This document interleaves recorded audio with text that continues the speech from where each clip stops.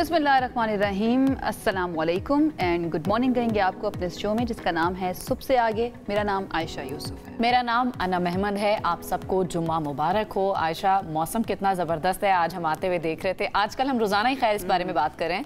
मौसम इस्लामाबाद का बड़ा सुहाना हुआ है। खूबसूरत जो बादल हैं वो मंडला रहे हैं। अभी थोड़ी देर पहले बारिश भी हो रही थी, तो बड़ा खूबसूरत मौसम है। आप इंजॉय करी हैं? मौसम बहुत अच्छा है और डेफिनेटली इंजॉय करने वाला भी है, लेकिन ये लास्ट शो है इस वीक का। 8 मुहर्रमुल हराम भी है, यौम आशूर से पहले हम आखिरी शो कह सकते हैं। तो इससे पहले कि हम वीकेंड की तरफ जाएं तो कुछ जिस जो हैं वो भी देने चाहिए और क्या क्या हम सीख सकते हैं इस दिन की मुनासबत से, यौम आशूर से या करबला के वाक़े से, उसके बारे में बात करना भी बहुत ज़्यादा ज़रूरी है। एंड देन डेफिनेटली पूरे मुल्क के अंदर जो भी सिक्योरिटी इंतज़ामात किए जाएंगे, जुलूसों के क्या इंतज़ामात होंगे, उसके बारे में भी आपको बताएंगे।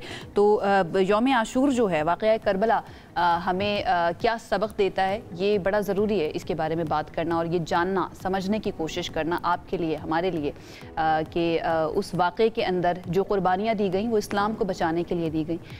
वो हक़ व बातिल के अंदर हक़ को चूज़ करने के लिए दी गई, उसका इंतखाब करने के लिए दी गई कि चाहे कुछ भी हो जाए, चाहे आपकी जान चली जाए, ये बहुत ज़रूरी है कि आपने कहाँ पर किसका साथ देना है। तो इस वाक़े से हम तजदीद भी कर सकते हैं। वो कहा जाता है ना कि इस्लाम ज़िंदा होता है हर करबला के बाद। तो ये मैसेजेस के साथ हम आगे बढ़ते हैं और अपने इस शो का आगाज़ करते हैं। आज जुम्मतुल मुबारक भी है। कोशिश कीजिए ज़्यादा से ज़्यादा अल्लाह ताला से दुआ भी कीजिए, अपने गुनाहों की माफ़ी भी मांगिए और इस अज़्म की तजदीद भी कीजिए कि हक़ और बातिल का जहाँ पर भी इंतखाब करना पड़ेगा तो आप हक़ के साथ खड़े हुए होंगे। अब आप मौसम की बात करें। जी, मैं मौसम की बात कर रही थी। मुल्क भर में 6 से 10 जुलाई तक जो बारिशों का इम्कान ज़ाहिर किया गया है। NDMA की जानिब से बताया गया कि आंधी, तूफ़ान और सैलाब की वार्निंग भी है, तो एहतियात बरतें तमाम जो शहरी हैं, तमाम इलाकों के, क्योंकि सिर्फ एक रीजन में बारिश नहीं हो रही, ऑलमोस्ट पूरे पाकिस्तान में बारिशें हो रही हैं। पंजाब, खैबर पख्तूनख्वा, सिंध, बलूचिस्तान में भी बारिश की पेशगोई की गई है। इसके अलावा गिलगित बल्तिस्तान है, आज़ाद कश्मीर है, जहाँ पर लैंडस्लाइडिंग का खदशा भी है और हुकाम ने अगेन शहरियों को एहतियात बरतने की हिदायत की है और सयाहों को भी खास जो हिदायत हैं वो जारी की गई हैं कि आप फिलहाल इन इलाकों में जाने से गुरेज ही करें तो ज़्यादा बेहतर है। अगर आप जाना चाहते हैं तो उसके लिए एहतियाती तदाबीर बहुत ज़्यादा इख्तियार करनी पड़ेंगी। दूसरी तरफ नेशनल डिज़ास्टर मैनेजमेंट अथॉरिटी जो है NDMA, उसने कहा है कि 6 से 12 जुलाई तक 10 से 12 जुलाई तक मुल्क भर में बारिश, आंधी और तूफ़ान का इम्कान है और बारिशों की वजह से शहरी इलाके जो हैं यहाँ पर सैलाबी सूरत हाल का खदशा भी है। तो इस्लामाबाद, लाहौर, रावलपिंडी, अटक और जेहलम समेत पंजाब के मुख्तलिफ शहरों में तूफ़ान के साथ बारिश का इम्कान ज़ाहिर किया जा रहा है। अगर हम KP की तरफ चले जाएँ तो पेशावर, दीर, स्वात, चित्राल और कोहिस्तान समेत खैबर पख्तूनख्वा के मुख्तलिफ शहरों में भी गरज चमक के साथ बारिश का इम्कान ज़ाहिर किया जा रहा है। बलूचिस्तान में कोयटा, योब, ज़ियारत और कलात समेत मुख्तलिफ शहरों में भी बादल बरसने के इम्कान ज़ाहिर किए जा रहे हैं। तो मौसम तो अच्छा रहेगा, आप इसको ज़रूर इंजॉय कीजिएगा। जब आगे वीकेंड भी आ रहा है तो डेफिनेटली आपका वीकेंड भी अच्छा गुजर जाएगा, लेकिन एहतियाती तदाबीर बहुत ज़्यादा ज़रूरी हैं। वो तमाम लोग जो बच्चों की छुट्टियों के अंदर या छुट्टियाँ लेकर नॉर्दर्न इलाकों की तरफ जाना चाहते हैं या उन इलाकों में रहते हैं जहाँ पर सैलाब का खदशा है, तो आप तमाम लोगों को बहुत ज़्यादा एहतियात की ज़रूरत है और जो इदारे अलर्ट्स जारी करते हैं उनको आपने बहुत ज़्यादा सीरियस लेना है। और एहतियात के हवाले से एक और भी खबर है, आपने जब बाइक पर बैठना है तब भी एहतियात करनी है, क्योंकि इस्लामाबाद में मोटरसाइकिल पर बैठने वाले अफराद को अब हेलमेट का इस्तेमाल करना पड़ेगा।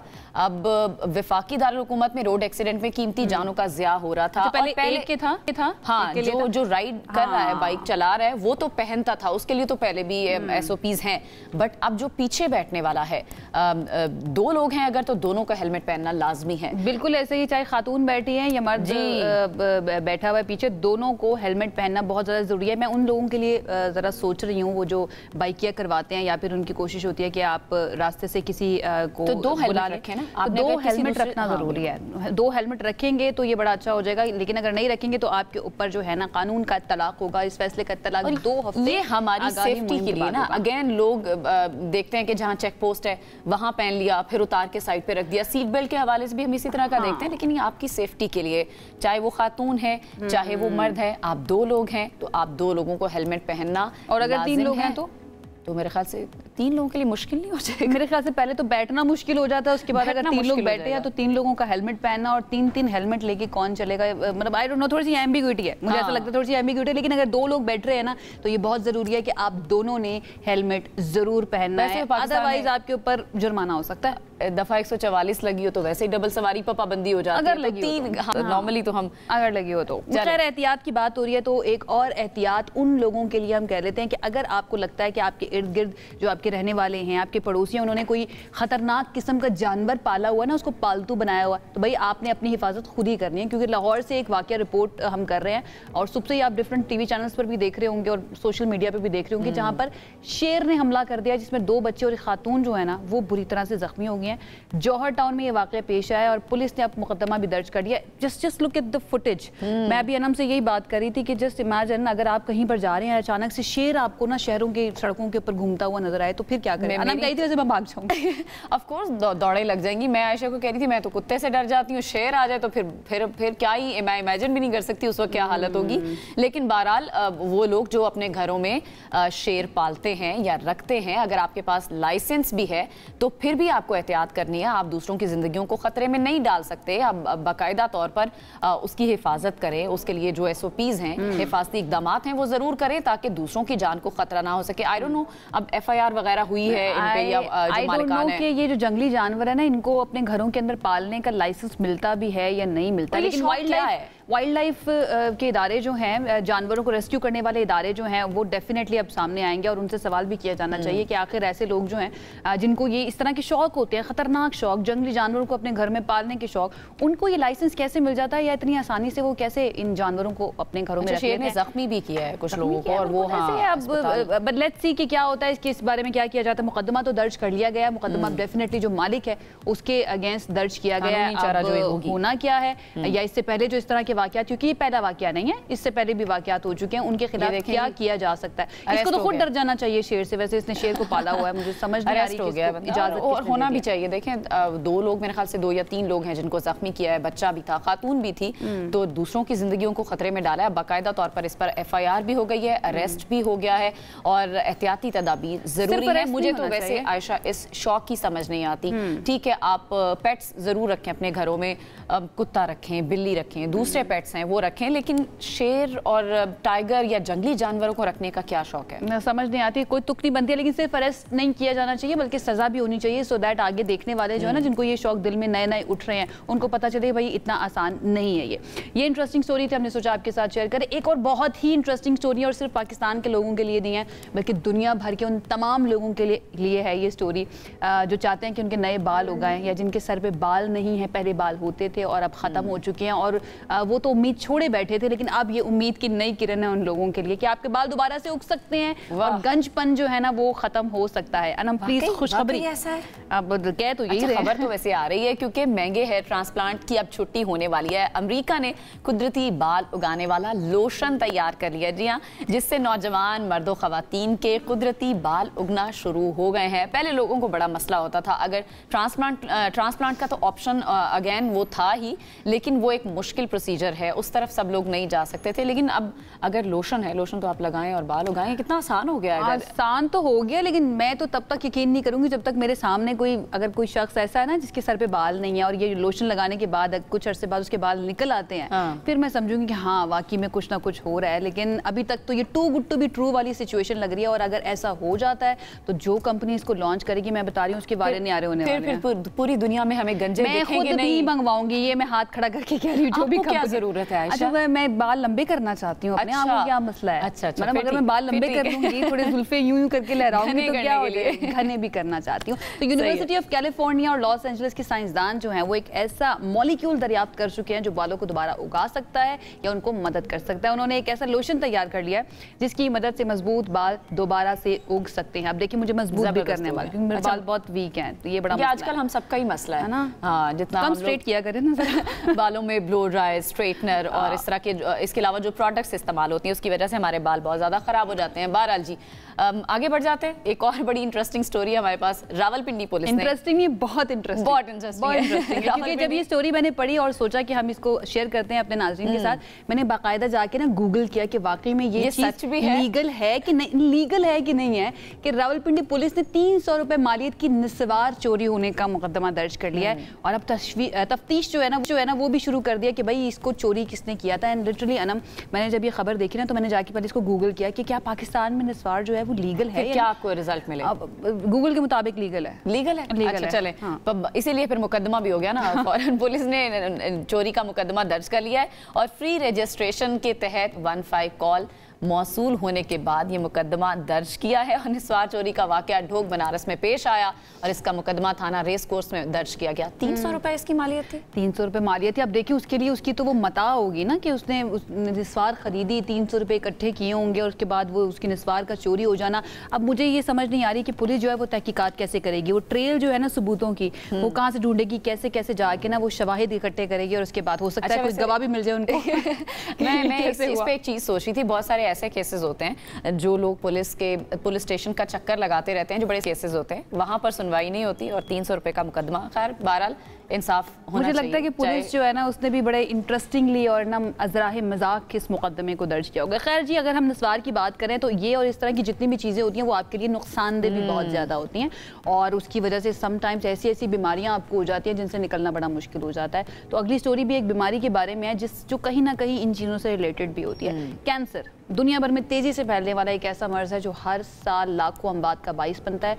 अब माहिरीन ने कैंसर के बहुत तेजी से फैलने की बड़ी वजह जो है ना वो दरियाफ्त कर ली है और वो क्या वजह है ना, वो है मोटापा। मोटापे के हवाले से हम अक्सर बात भी कर रहे होते हैं, खासतौर पर जवान अफराद, उसमें ये तेजी से फैलने वाले आंतों के कैंसर और मोटापे के दरमियान ताल्लुक मौजूद है और ये बात एक नई तिब्बी तहकीक में सामने आई है। और तहकीक में आयशा ये भी बताया गया कि मोटापे से मर्दों में आंतों या मैदे से जुड़े कैंसर की मुख्तलिफ अक़साम से मुतासिर होने का खतरा 25% तक बढ़ जाता है। यानी औरतों और मर्दों में इसका जो रेशो है वो फर्क है। तहकीक में ये भी बताया गया है कि दर हकीकत पेट और कमर के गिर चर्बी के इस्तेमाल से ही कैंसर का खतरा बढ़ जाता है। ये वाकई तशवीश। तमाम लोग जो है ना, मैं कहती हूँ सामने आ जाए और लाइन बनाकर खड़े हो जाएं, जो मुझे कहते थे कि क्यों इतना फिटनेस के ऊपर ध्यान दे रही होती हैं, क्यों इतनी डाइट के बारे में या चीनी को छोड़ने की बात करती हैं।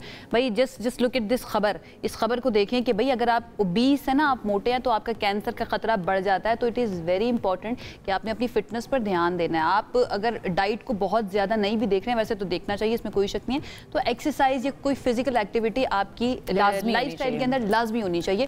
WHO अब ये बता रहा है कि दुनिया भर में मोटापे से मुतासरा जो अफराद हैं उनकी शरह में 1975 से 2023 के दौरान 3 गुना तक इजाफा हो चुका है और 65 करोड़ से ज्यादा बालिग अफराद मोटापे का शिकार हो चुके हैं। एंड माइंड यू, अभी तक कैंसर का इलाज दरियाफ्त नहीं हुआ है, इसका इलाज नहीं हो सकता, chemotherapy, and it is a very very painful matter. और मोटापे के हवाले से अगर हम बात करें तो मोटापा सिर्फ ये नहीं है कि वो सिर्फ कैंसर की तरफ आपको ले जाता है। मोटापा तो बहुत सारी बीमारियों को जन्म देता है। ऐसा ही है। शुगर का मसला आपको हो सकता है, इसके अलावा बहुत मसाइल हैं जो मोटापे से जुड़े हैं। तो मोटापा तो किसी सूरत एक्सेप्टेबल नहीं होना चाहिए। मैं छोटे छोटे बच्चों को देखती हूँ, माँ बाप केयर नहीं करते, वो जंक फूड खाते हैं। बच्चे तो अच्छे लगते हैं, मोटे मोटे लगते हैं, गपलू से। अगेन आपको सेहत को प्रायोरिटी देनी चाहिए, आपको बच्चों को जंक फूड कम से कम खिलाना चाहिए। फिर बाद में वजन बढ़ तो जाता है, कम करना फिर अगेन आपको तो पता है कितना बड़ा चैलेंज है, कितना मुश्किल होता है। 3 से 4 साल लगे कम करने में, उसके बाद अभी तक मेंटेन करने के लिए हर रोज जो है ना कोई जतन चल रहा होता है। बहरहाल जी, कहने का मतलब यह है कि आपने अपने आप को फिट रखना है, अपने लाइफस्टाइल को अच्छा रखना है। हर रोज हम यही गाना जो है ना गा रहे होते हैं आपके सामने कि भाई अपने आप को फिट रखें, अपना लाइफस्टाइल अच्छा रखें, ये आपके लिए अच्छा है, हमारे लिए अच्छा है, हमें कोई इसका फ़ायदा नहीं होगा। आगे बढ़ जाते हैं और आपकी मुलाकात अब अपने पहले मेहमान से हमने करवानी है। इससे पहले कि मैं उनकी तरफ जाऊँ, थोड़ा सा ज़रा बैकग्राउंड आपको बता देते हैं कि पाकिस्तान के खूबसूरत इलाके स्वात में समर जीप रैली का इनेकाद हुआ, जिसमें शरीक एक ड्राइवर ने सबकी तवज्जो खींच ली है, क्योंकि वो इस रैली में 50 से ज़ायद मर्द ड्राइवर्स के दरमियान वाहिद खातून ड्राइवर हैं। लेकिन वो सिर्फ वाहिद खातून रेस ड्राइवर ही नहीं है, बल्कि एक प्रोफेसर भी हैं, एक रिसर्चर भी हैं और माहिर तालीम भी हैं। हम बात कर रहे हैं डॉक्टर मरियम फातिमा की। जी हाँ, डॉक्टर मरियम ने ना सिर्फ रेस में दुश्वार गुजार पहाड़ों पर पुरएतमाद तरीके से ड्राइविंग की, बल्कि ये भी उन्होंने साबित किया कि खवातीन किसी भी मैदान में पीछे नहीं है। उनका ये सफ़र एडवेंचर, बचपन की यादों, फितरत से जुड़ने और खवातीन के लिए ख़ास तौर पर एक मजबूत पैगाम भी था। आज वो हमारे साथ मौजूद भी हैं, उनसे बात करते हैं, उनका जो एक्सपीरियंस है उस हवाले से भी हमने उनसे तो हमारे साथ मौजूद हैं डॉक्टर मरियम फातिमा साहिबा। डॉक्टर मरियम, वेलकम करेंगे आपको गुड मॉर्निंग शो में। Thank you for joining us. अस्सलाम वालेकुम, thank you for having me on the show. वालेकुम अस्सलाम, मुझे बुलाने का और मुझसे बात glad to have you doctor Maryam. सबसे पहले तो जब आप किसी टीचर के बारे में सोचते हैं ना, तो हमें पता जाता है कि बच्चे जो हैं, ये स्टूडेंट्स कितनी ज़्यादा इंस्पिरेशन लेते हैं अपने टीचर से, सिर्फ उनके प्रोफेशन से नहीं बल्कि वो एज अ पर्सन कैसे हैं, उनके शौक क्या है, इन चीज़ों के अंदर बड़ी दिलचस्पी होती है। और जब हम टीचर के बारे में सोच रहे हैं तो हमें एक बड़ा ही सॉफ्ट, एक बड़े ही जो है ना इस तरह के सॉफ्ट स्पोकन किस्म के या सुस्त रफ्तारी के साथ या आराम से बात करने वाले लोग नजर आते हैं, लेकिन आपने इस प्रोफेशन के साथ चुना है तेज रफ्तारी को भी। तो ये कॉम्बिनेशन जरा समझाएं हमें सबसे पहले। अच्छा जी, बहुत शुक्रिया कि आपने मुझे मौका दिया। मैं हंसमैन 4x4 जीप क्लब की मेंबर हूँ और मैं उनकी वाहिद ही फीमेल जीप मेंबर हूँ। मुझे आपने अभी अल्फाज इस्तेमाल किए तेज रफ्तारी के। मैं बेसिकली एडवेंचर टूरिज्म में जाती हूँ और टूरिज्म के लिए जाती हूँ, और मैं ज़्यादातर उन इलाकों में जाती हूँ जो कि ट्रबल्ड हैं या कॉन्फ्लिक्ट रिडन थे, जो कि जहाँ कोई भी नहीं जा सकता था, लेकिन because of the armed forces कि उन्होंने वहाँ पे बहुत अच्छे ऑपरेशंस किए, वो इलाके दोबारा क्लियर हो गए। वो सारे के सारे एरियाज जो कि नो गो बन चुके थे, डिफिकल्ट टू एक्सप्लोर थे, उनका टेरेन बहुत मुश्किल था। आज मैं दोबारा इस लायक हो गई हूँ कि मैं अपने जीप ग्रुप हंसमैन 4x4 जो कि इसके सारे मेंबर्स मुझे बहुत अजीज हैं, इट्स एन अमेजिंग क्लब जिसके अंदर हम जीप रैलीज के लिए जाते हैं। तो हम दोबारा उन एरियाज को एक्सप्लोर करने लगे हैं। जो एडवेंचर टूरिज्म होते हैं उसमें तेज रफ्तारी नहीं होती, उसमें खतरा होता है और उसमें आप सुस्त रफ्तारी के साथ बहुत मुश्किल टेरेन में ऑफ रोड कर रहे होते हैं। अच्छा। तो इसलिए मैं आपको ये बताऊंगी कि अगर आपको लगता है कि जो असातिज़ा हैं या वो माहिर तालीम हैं, वो थोड़े हलीम तबा होंगे या नरम तबीयत के या थोड़े से नरमी का और उसका जो है मुजाहरा करते हैं, तो हमारी जीप्स जो होती हैं ये बहुत बड़ी मशीन्स होती हैं और ये ऑफ रोड टेरेन में बहुत आराम से चढ़ती हैं। एक और बात जो मैं आपसे कहना चाहती हूँ कि जो हमारा जीप क्लब है, हम लोग पुरानी जीप्स को लेके, जो विंटेज जीप्स होती हैं जिसमें लैंड क्रूजर होती है 60 सीरीज 80 सीरीज, उसको लेके रिस्टोर करते हैं और उसके बाद उनको दोबारा इस काबिल बना के दोबारा ऑफ रोडिंग के लिए जाते हैं। अच्छा, जबरदस्त हो गया। जीप का शौक है मेरा। मैं ये आपके शौक के बारे में पूछने लगी थी मरियम, ये कहाँ से आपको शौक आया, कहाँ से स्टार्ट लिया आपने कि ये इस तरफ जाना चाहिए एज ए वुमेन, खास तौर पर जब आपको पता भी हो कि चैलेंजिंग हो सकता है इस तरह की चीज का इंतखाब करना? जी, मैं उसी तरफ आ रही हूँ। आपने बताया, आपने ये भी मेंशन किया कि मैं जो है उस्ताद हूँ और मैं तालीम भी देती हूँ, तो मैं यकीन माने कि मैं अपने सारे स्टूडेंट्स को बहुत ज़्यादा इस बात के लिए उनको मैं इनकरेज करती हूँ कि instead of being on the screens, instead of having an unhealthy lifestyle, उनको जो है नेचर लवर होना चाहिए, उनको कैंपिंग करनी चाहिए, ऑफ रोडिंग करनी चाहिए। And trust me, whatever I earn, I spend it on jeep and off-roading, camping and tenting. और मेरे जो सारे जीप क्लब के मेंबर्स हैं उनका भी यही हाल है कि हम साल में कुछ भी बचाते नहीं है अपनी लाइफ में। All we make is we spend it on adventure tourism. So I always encourage my students for that. मुझे शौक क्यों हुआ और कहाँ से हुआ? Actually, I come from an area जो कि hard terrain वाला एरिया है और मैं जो है हमेशा से जो है बिग मशीन्स को पसंद करने वाली थी बचपन से, और मैंने जीप भी बहुत पुराने वक्त से स्टार्ट की चलानी। आई वॉज अ टीनेजर, लेकिन मैंने जो सही ऑफ रोडिंग स्टार्ट की है वो मैंने अपनी जीप क्लब हंसमैन 4x4 के साथ पिछले 7 ईयर्स से स्टार्ट किया। That's great. अच्छा, अभी शो शुरू होने से पहले ही मैंने एक लाइन कहीं पे पढ़ी, obsession is a super power. What do you think about it? Is it your obsession? Jeep चलाना, जीप रैली में जाना, और इसका आगाज़ अगर मैं आपसे पूछूं, इंस्पिरेशन आपने कहाँ से ली? क्या आपकी फैमिली में कोई था या फिर आप किसी को देखा करती थी या आइडियलाइज किया करती थी कि मुझे जीप रैली की तरफ जाना है, या जीप जो है ये बड़ी मशीन्स का ख्याल जो है ना, वो ज़रा उसके बारे में हमें बताइए डॉक्टर मरियम कि वो कहाँ से आया, क्योंकि हम जानना चाहते हैं और वो तमाम ख़वातीन जो आपको देख रही हैं या जिनका शौक़ ऐसा पैदा हो सकता है, वो ये जानना चाह रही हैं कि किस तरह से जो है ना ख़वातीन जा सकती हैं। तो क्योंकि अनम जब हम इस तरह की ख़वातीन को देखते हैं ना, तो मेरे दिल के अंदर भी समटाइम्स शौक पैदा होता है कि यार अगर ये खातून कर सकती हैं तो हम क्यों नहीं कर सकते? तो जो देखने वाली हैं, जो लड़कियां हैं, वो डेफिनेटली इंस्पायर होंगी, बिल्कुल इंस्पायर होंगी। और खासतौर पर मैं ये भी मरियम से अभी हम बात भी करेंगे इस बारे में कि आपकी फैमिली का रिएक्शन क्या था, क्योंकि अगर जब फैमिली की सपोर्ट होती है तो ख़वातीन को आगे जाने से फिर तो कोई रुकावट ही नहीं है, फिर तो बहुत आसानियाँ हो जाती हैं अगर फैमिली आपको सपोर्ट करने वाली हो, और अगर ना हो तो फिर आपको बहुत सारी हर्डल्स को फेस करके आगे जाना पड़ता है। तो ये इस तरह की खवातीन जो आगे आती है, आई एम श्योर कि उनकी फैमिलीज बाकायदा तौर पर उनको सपोर्ट करती हैं, तभी वो यहाँ तक समटाइम्स अगर सपोर्ट नहीं भी करती हैं शुरू के अंदर, क्योंकि अगर मैं अपनी मिसाल दूं, स्टार्ट के अंदर जब when I wanted to work, when I wanted to come into professional life, तो मुझे सपोर्ट नहीं मिली, बट आई टुक टाइम। मैंने 2 साल लगाए,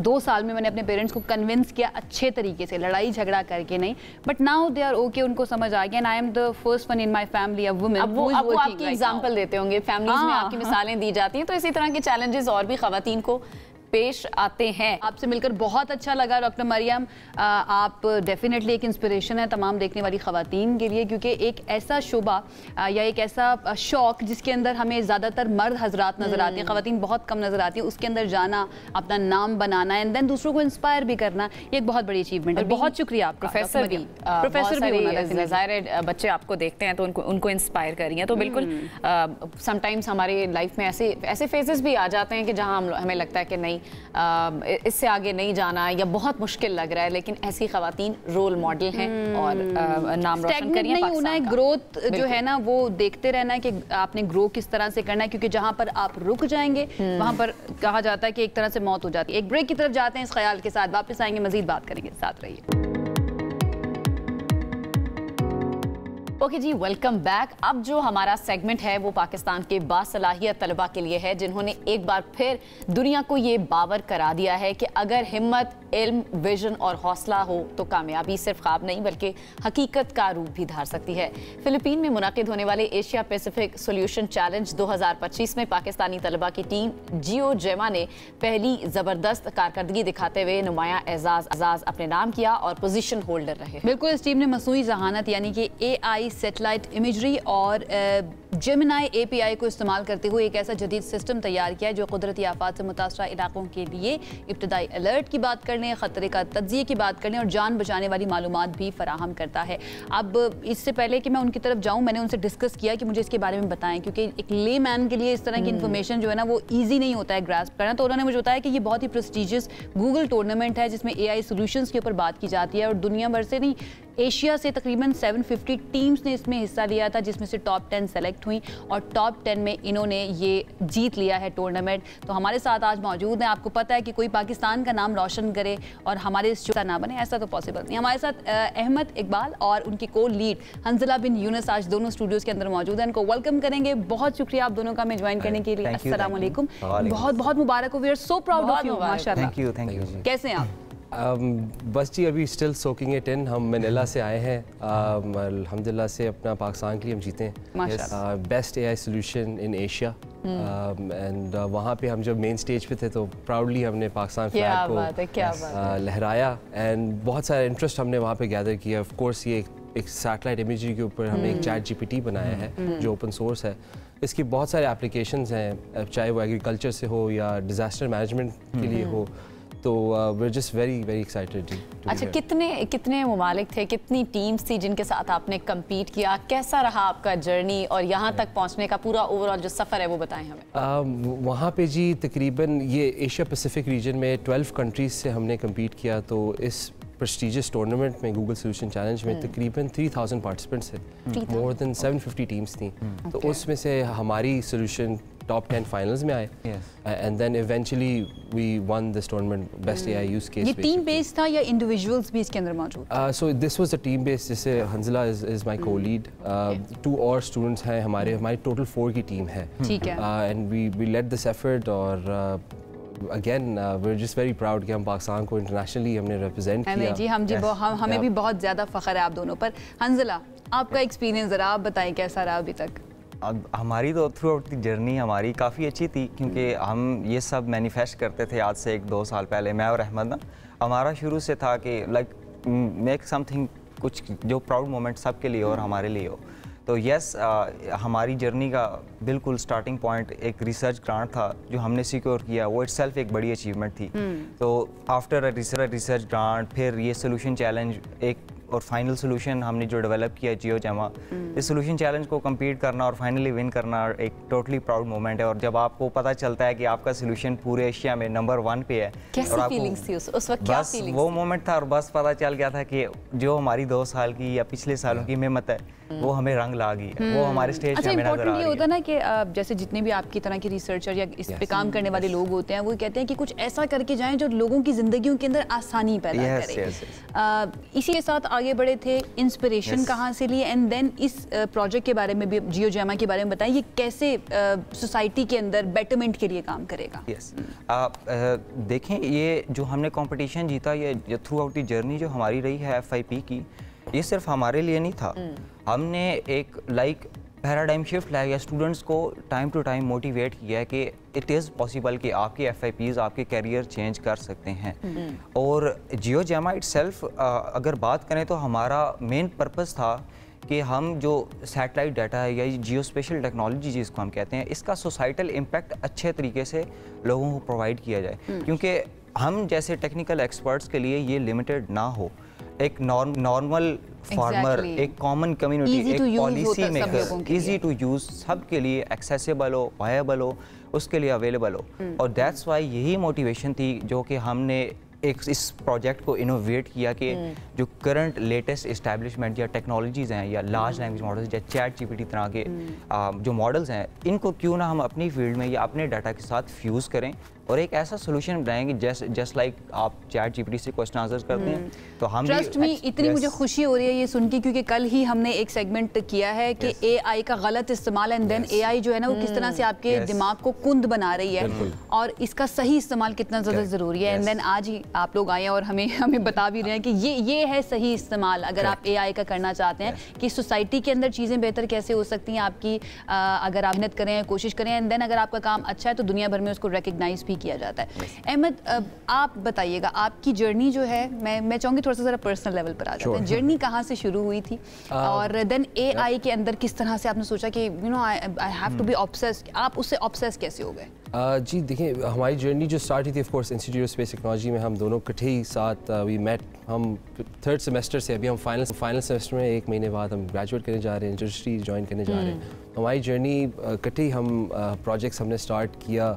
हमारा बैकग्राउंड रिमोट सेंसिंग और GIS से है, तो बेसिकली हम सॉफ्टवेयर इंजीनियर्स हैं या डेवलपर्स हैं सैटेलाइट इमेजरी और मैपिंग बेस्ड APIs के ऊपर, टूल्स के ऊपर। तो जैसे जैसे हमने देखा कि ChatGPT तकरीबन 2 साल पहले काफ़ी अपना इफेक्ट लेके आई थी, हर इंडस्ट्री को डिस्टर्ब करी, तो हमने सोचा कि क्यों ना इसके क्रॉस सेक्शंस हम ढूंढें। So this is rather rare कि आप एक ChatGPT मॉडल को सैटेलाइट इमेजरी के साथ आप फ्यूज़ करें। इवेंचुअली हमें गूगल की तरफ से एक रिसर्च ग्रांट मिला, जैसे अंजला मेंशन किया, उसी गूगल रिसर्च जियोजेमा बना, एंड देन हमने ही उनका एक इंटरनेशनल टूर्नामेंट जो गूगल सोल्यूशन चैलेंज है, जो हम पिछले 2 साल से मॉनिटर कर रहे थे कि यार इसको जीतना है। पाकिस्तान कभी जीता नहीं, this time we won it for Pakistan, and ये हमारी जर्नी रही है। अच्छा, जर्नी के बारे में आपने बताया, आपने कहा कि 4 की आपकी टीम है जो इस कंपटीशन में गई। ये 4 की टीम किस तरह से बनी और चैलेंजेस आपको क्या क्या फेस करने पड़े इस यहाँ तक पहुँचने के लिए, इस कॉम्पिटिशन को जीतने तक? राइट, तो ये प्रोजेक्ट तो ज़ाहिर बात है अपना हंजला और मैंने इनिशियली स्टार्ट किया था इसी टाइम लास्ट ईयर। जैसे जैसे हमें मतलब हमारी रिसर्च मैच्योर होती गई, वी नीडेड मोर टैलेंट, तो हमने अपनी यूनिवर्सिटी में ही अपना टैलेंट को स्काउट किया। कंप्यूटर साइंस डिपार्टमेंट से खलीलुर रहमान एक AI इंजीनियर है, एक AI डेवलपर है, उसको हमने ऑन बोर्ड किया। एंड देन अब्दुल्ला आसिफ एक वेब डेवलपर है, very talented, he is just 19। तो यस, तो वो 2nd ईयर स्टूडेंट है और हम फाइनल ईयर स्टूडेंट्स हैं।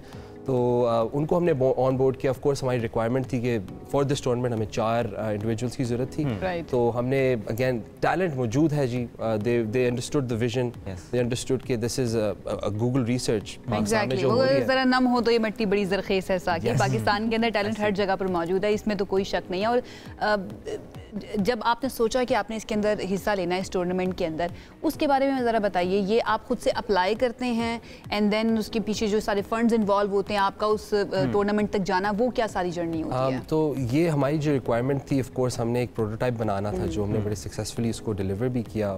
हमें एक डेमो वीडियो बनानी थी, तो ये उसके रिक्वायरमेंट्स थे in terms of getting into the tournament. बाकी गूगल ने हमें फुली स्पॉन्सर किया, दे फ्लू अस आउट अपना मैनिला में। ये तमाम टॉप 10 टीम्स को करते होती है। यस, टॉप 10 टीम्स को आफ्टर जो 750 टीम्स की स्क्रीनिंग थी, तो फिर वहाँ पे हम गए जी। वहाँ पे हमने अगेन एक शोकेस था, मल्टीपल जो डिफरेंट कोरिया से टीम्स आई थी, कुछ जापान से टीम आई थी, हमने पाकिस्तान की शोकेस किया। काफ़ी हमारे बूथ पे बहुत रश था। सबसे सख्त हरीफ जो है हंजला, वो कौन था इन 10 टीम्स में से आपका, जिसको देख के आप भी गए कि ये लग रहा है मुझे जिससे हम हार सकते हैं?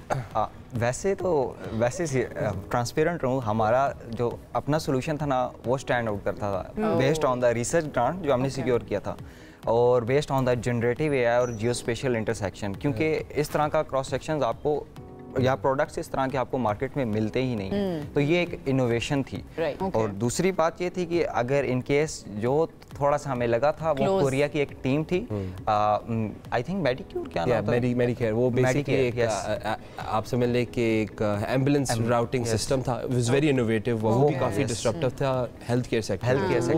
They actually one best social spy किया बाकी टीम्स के ऊपर कि ये क्या काम कर रहे हैं, इनको देखना, या फिर वो इन्फॉर्मेशन अवेलेबल थी पब्लिक? नहीं, हमने स्काउटिंग की, अगर आप बात की है बिल्कुल। तो हम दूसरों की डेमो वीडियोस देख रहे थे जो यूट्यूब पे शायद थे, तो हमने अपनी भी डेमो वीडियो, हमारी एक्चुअली 1000 व्यूज क्रॉस कर चुके हैं demo video, which is like compare करते हैं ऑफ कोर्स। तो फिर वो था जैसे अंजला मेंशन किया, वी डिड स्टैंड आउट जी, लेकिन अगेन ये सारी टेस्टमेंट है हमारी मेहनत की ऑफ द टीम। राइट। पहले मैंने आपसे पूछा कि चैलेंजेस आपको यहाँ तक पहुँचने में क्या क्या हुए, और जब आप वहाँ पे कंपटीशन के लिए गए, गवर्नमेंट कोई सपोर्ट थी गवर्नमेंट लेवल पे? एब्सोल्युटली जी, हम प्राइम मिनिस्टर यूथ प्रोग्राम के अंडर हमें काफ़ी सपोर्ट मिली। हमारी अपनी university institute of space technology से हमें काफ़ी सपोर्ट मिली। एवरीथिंग ओवरऑल हमारी जर्नी में हमें NCGSA है एक अदारा, उसने भी सपोर्ट किया, national centre of space applications and GIS, तो हमें सपोर्ट मिली। Even at pre idea stage भी हमें सपोर्ट मिली। इट इज़ अबाउट कि आप कैसे अपने आइडियाज़ को एक्सिक्यूट करते हैं। अगर आप रियली पैशनेट हैं, देयर इज नो वे कि आपको you get a no. Pakistan के अंदर हंजला, आपको क्या लगता है पाकिस्तान कहाँ पर स्टैंड करता है AI को for the betterment of society, या फिर अच्छे तरीके से इस्तेमाल करने के लिहाज से बात करें? आई वुड से कि AI इटसेल्फ ना, जिस तरह प्रिंटर प्रेस आया था तो किस तरह बुक्स ने नॉलेज को रेवोल्यूशनाइज किया था, इस तरह आर्टिफिशियल। आई लव इट आपने प्रिंटर का नाम लिया, because I really like him. अभी मैं पढ़ भी रही हूं उनकी बुक। अच्छा, अब ये AI आया ना, तो ये भी एक पैराडाइम शिफ्ट ही हम कह सकते हैं एजुकेशनल सिस्टम में। अब एजुकेशन सिस्टम में, पाकिस्तान के एजुकेशन सिस्टम में AI इटसेल्फ की काफ़ी नीड है, और वो डिफरेंट कंपोनेंट्स पे डिपेंड करता है कि इधर हमारे पास वो फंडिंग अवेलेबल है, या हमारे पास ऐसा कंप्यूट इंफ्रास्ट्रक्चर है, या हमारी फैकल्टी जो है वो क्या इसकी अंडरस्टैंडिंग है इस पर्टिकुलर कंपोनेंट की। तो ये काफ़ी चीज़ें मिला के ना एक अच्छा इनिशिएटिव AI का, आर्टिफिशियल इंटेलिजेंस का एजुकेशन सिस्टम में लाना, तो आई थिंक ये काफ़ी सक्सेसफुल रहेगा पाकिस्तान के इंस्टीट्यूट्स के लिए। लास्ट में हंजला ये भी बता दें कि नेक्स्ट क्या प्रोजेक्ट है, किस चीज़ पे आप लोग आगे काम कर रहे हैं? और मेरा सवाल भी क्लब कर लें, ये जो आपकी ऐप तो अभी नहीं बनी है, आप कहते थे कि वेब ऐप है ये, क्या इसको कमर्शलाइज करने का भी प्लान है आप लोगों का?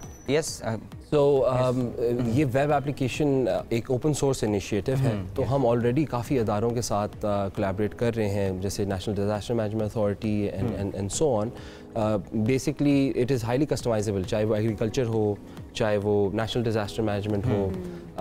अगेन सैटेलाइट इमेजरी की क्रॉस सेक्शंस हर इंडस्ट्री के साथ होती हैं, सो एक बहुत अच्छी पॉसिबिलिटी। अगर किसी को किसी पर स्पाई करना है वो भी किया जा सकता है। अगर मैं चाहती हूँ कि मैं देखूँ मेरी दोस्त जो है वो मुझे बता रही है कि मैं अभी यहाँ पर मौजूद नहीं हूँ, कि क्या मैं कर सकती हूँ उसका इस्तेमाल करके? वेल, ये तो बड़ा ही आपने वेरी लोकल फिनोमेना बताया है, तो ये तो लार्ज स्केल पे अगर काम पे अगर आपने करना, तो yes there is of course geo intelligence की भी एप्लीकेशंस हैं, various other applications. We look forward कि जियो जेमा के हम मल्टीपल एप्लीकेशंस डिफरेंट इंडस्ट्रीज में हम क्रॉस ओवर। और आप लोग माशाल्लाह बहुत टैलेंटेड है, मुझे पूरा यकीन है आप उधर तक भी पहुंच जाएंगे। बहुत बहुत शुक्रिया, we are so proud of you. माशाल्लाह आप लोगों ने नाम रोशन किया। Ahmed, Hanzala, all the very best for the future. I hope इसी तरह से आप पाकिस्तान का नाम रोशन करें। आई होप आप लोग जो देख रहे हैं इस वक्त इंस्पिरेशन भी ली होगी और खुशी भी महसूस हुई होगी किस तरह से पाकिस्तान के नौजवान जो हैं पाकिस्तान के लिए भी काम करें और पाकिस्तान का नाम भी रोशन कर रहे हैं। ब्रेक की तरफ चलें, ब्रेक की तरफ चलते हैं, फिर बाकी सेगमेंट्स पर हम बात करेंगे। साथ रहिए। वेलकम बैक कहेंगे आपको एक मरतबा फिर से।